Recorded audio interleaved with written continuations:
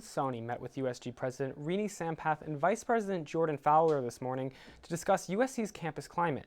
This comes after Provost Michael established a diversity task force to collect ideas and suggestions from the USC community.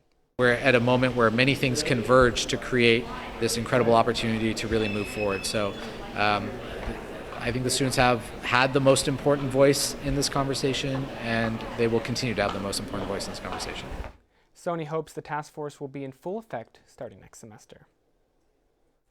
A USC senior made headlines in the Los Angeles Times with a column describing the fight for equality of students of color that they face on college campuses. I'm joined now by USC Annenberg journalism student Jordan Holman. Jordan, how are you? Good, thanks. Now, for those who didn't read the article yet, what can they see? What kind of story did you tell? Yeah, I wrote about my experience sophomore year when I tried to gain entry into a frat house. Was turned away because I didn't have a state ID. Later found out that the security guards were instructed not to let black girls in because LAPD might be called. So. And what did you really hope to accomplish by getting this piece published in a publication like the LA Times that has a pretty wide reach, not just in California, but across the nation, across the globe? I think I was really inspired by what happened at Mizzou. I have a lot of friends who go there, and what I was hearing was that a lot of people were afraid to tell their stories or share. Maybe they weren't going to get a lot of reception, positive reception. So I, being a senior here and having seen this play out many times in the work I've done, I wanted to share my story. And were you kind of hoping that it would serve maybe as a rallying call for other students of color who may not have had the courage to share their own stories? I definitely wrote it because I want people to know that it's so important when those things happen that they know who to go to, who to talk to, that there's someone who will listen to their story and believe them.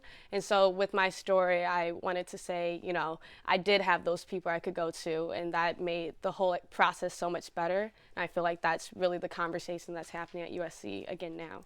Now, you mentioned, having people that you could go to talk to. One of the things that you mentioned in the article is the diversity resolution here at USC that would put in new administrators, that could potentially be in charge of diversity and campus climate.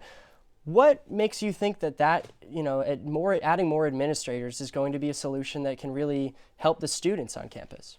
Yeah, what I liked about the provost's memo yesterday was that it named specific people who students can hold accountable, who they can turn to when an incident happens. And I think that's really important, to name administrators, so it's not just this, mythical, go talk to us. But I think that will really help when a student knows that this happened to them. They're not alone when they're dealing with that issue. But, from my perspective, if I have a problem on campus, I feel like my first instinct is not to go to talk to an administrator. What would make these administrators be the people that people would want to go talk to? Yeah, and with my instance, that wasn't my first instinct. It was, I had those relationships already. So I feel like a student, if they keep hearing other students did the same thing and it worked out for them, I feel like that would make that push to happen. Well, thank you very much, Jordan, for joining us.